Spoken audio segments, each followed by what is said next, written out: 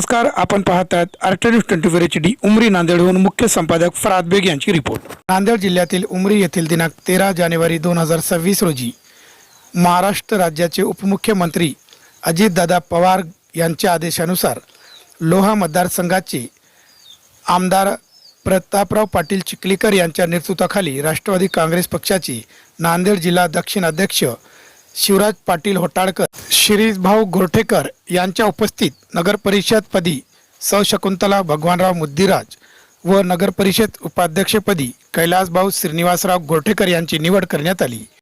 या पदग्रहण सोहळ्यात आपले मनोगत व्यक्त करीत आहेत माननीय शिवराज पाटील होटाळकर, राष्ट्रवादी काँग्रेस जिल्हा अध्यक्ष।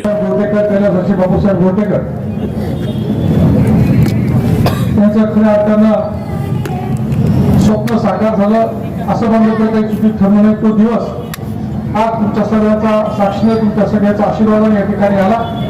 तो म्हणजे उमरी नगरपालिकेचा पदग्रहण सोहळा। त्यामध्ये या कार्यक्रमाचे अध्यक्ष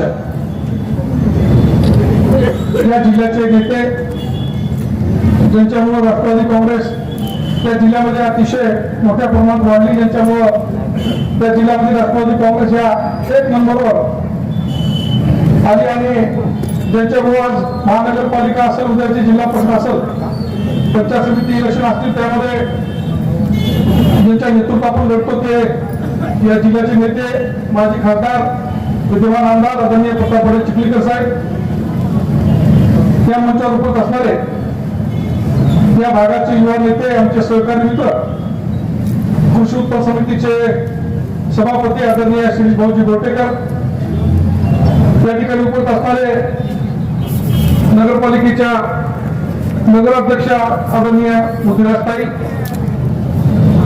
या कार्यक्रमात उपस्थित असणारे आमचे राष्ट्रवादी काँग्रेसचे प्रदेशचे सरचिटणीस आदरणीय भाऊसाहेब गोरठेकर, आदरणीय आमचे मार्गदर्शक नाना गोरठेकर, या ठिकाणी उपस्थित असणारे त्यांच्या मार्गदर्शनाखाली ही नगरपालिका मिळाली आमचे प्रवीणजी, या ठिकाणी उपस्थित असणारे ज्यांना या जिल्ह्यामध्ये आपल्या उमरी शहर नगरपालिकेच्या माध्यमातून ज्यांना केडी बॉस असं नाव देण्यात आलं, त्यांचाच उपनगराध्यक्षपदी त्या ठिकाणी निवड झाली आणि सर्व सन्माननीय नगरसेवक आताच या पदग्रहण सोहळ्याला सगळ्याचा सत्कार या ठिकाणी झाला। खरं तर आज महानगरपालिकेत 5:30 वाजता प्रचार संपणारे मी आणि चिखलीकर साहेब, यांचं नाव मी विसरलो, आमचे उत्तरचे जिल्हाध्यक्ष आदरणीय बाळासाहेब पाटील वामगावकर, आम्ही सगळेजण त्या ठिकाणी 2 रॅल्या करून आलो। आता परत आणखी 2-3 रॅल्या त्या ठिकाणी आहेत। 5:30 वाजता प्रचार सभा त्या ठिकाणी संपला असली, आम्हाला लवकर जायचं, जास्तीच काय जरी बोलणार नाही। पण आज उमरी शहरातल्या जनतेने जे बापूसाहेब गोरठेकर स्वप्न साकार केलं, माझ्याकडे ज्यावेळेस B.Com घेण्यासाठी प्रवीणजी सारडा आले होते, त्यांनी माझ्याकडे रात्री 12 वाजता ते माझ्याकडे आले होते। त्यावेळेस त्यांनी मला सांगितलं की साहेब, बापूसाहेब गोरठेकर साहेबांना श्रद्धांजली म्हणून या उमरीच्या सगळ्या मतदारांनी ठरवलंय की पुढे कोणी जरी आलं तर आम्ही त्याची पर्वा करणार नाही आणि 1 हत्ती सत्ता उमरीस त्या ठिकाणी आम्ही श्रद्धांजली म्हणून बापूसाहेब गोरठेकर साहेबांच्या नावानं त्या ठिकाणची नगरपालिका आम्ही निवडून देणार आहोत। आणि त्याच माध्यमातून ही नगरपालिका आपल्याकडे आली। आपल्याकडे राज्याचे उपमुख्यमंत्री, त्यांच्याकडे अर्थ खाता आहे, बरेचसे असे मंत्री आहेत ज्यांच्यामुळे आपण डायरेक्ट लोकांना त्या ठिकाणी फायदा करून देऊ शकतो, त्यांच्याकडे योजना पोहोच करू शकतो। म्हणून मी शिरीषभाऊ गोरठेकर असतील, कैलासभाऊ गोरठेकर असतील, आमच्या नगराध्यक्षताई असतील, त्यांना विनंती करणार आहे की उमरीचा असा विकास त्या ठिकाणी झाला पाहिजे, ज्या विकासाला बघून उमरी पॅटर्न त्या नांदेड जिल्ह्यामध्ये आली पाहिजे, अशा प्रकारचा विकास कैलास गोरठेकरांनी आपल्या सगळ्या टीम मध्ये केलं तर त्या ठिकाणी फार मोठेपणा, फार चांगलं काम या उमरी त्या ठिकाणी होणार आहे।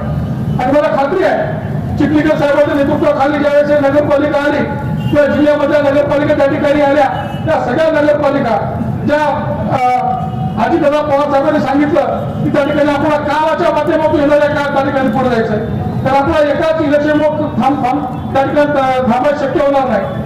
पण प्रत्येकामध्ये असं मत होते की आता पुढे जिल्हा परिषद आणि पंचायत समिती आहे. साहेब, या इलेक्शन मध्ये बरेच आरोप करून झाले, या इलेक्शन मध्ये बऱ्याच प्रकारच्या खालच्या प्रकारच्या त्या ठिकाणी भाषण झाले. पण मला शिरीष भाऊला त्या ठिकाणी विनंती करायचं आहे की आपण आता सत्ताही आपण त्या ठिकाणी पोहोचवता आली पाहिजे. लोक काय छोट्या मोठ्या कारणावर काय विषय त्या ठिकाणी होणार तो विषय त्या ठिकाणी बाजूला असावा. कारण आज तुम्हाला नुसतं केडी बॉस बोललं तर त्या ठिकाणी काही लोकांना मिरच्या लागले. पण आज नानाजी आपण त्या ठिकाणी बघतो की गेल्या 7 वर्षापासून आपण बघतो की ज्यांना या जिल्ह्याचं या तालुक्याचं त्या ठिकाणी कार्यसम्राट आमदार म्हणून त्यांचं नाव घेतलं जातं, रणरागिणी म्हणून त्यांचं नाव घेतलं जातं. ते रणरागिणी म्हणून आम्ही त्यांचं नाव घेतलं, आम्ही त्यांचे आक्षेप त्या ठिकाणी घेतला नाही.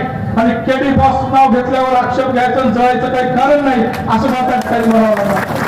कारण मोठेपणा स्वीकारणं त्या ठिकाणी गरजेचं आहे. आम्ही तुमचं नाव घेतलं, आम्ही त्या ठिकाणी कशा पद्धतीचा आक्षेपास्पद आम्ही त्या ठिकाणी घेतला आहे. तुम्ही कशा पद्धतीने त्या ठिकाणी कोणाचा वापर केला, कोणाकडून वापर करून घेतला आणि वापर करून कोणा त्या ठिकाणी विसरलं.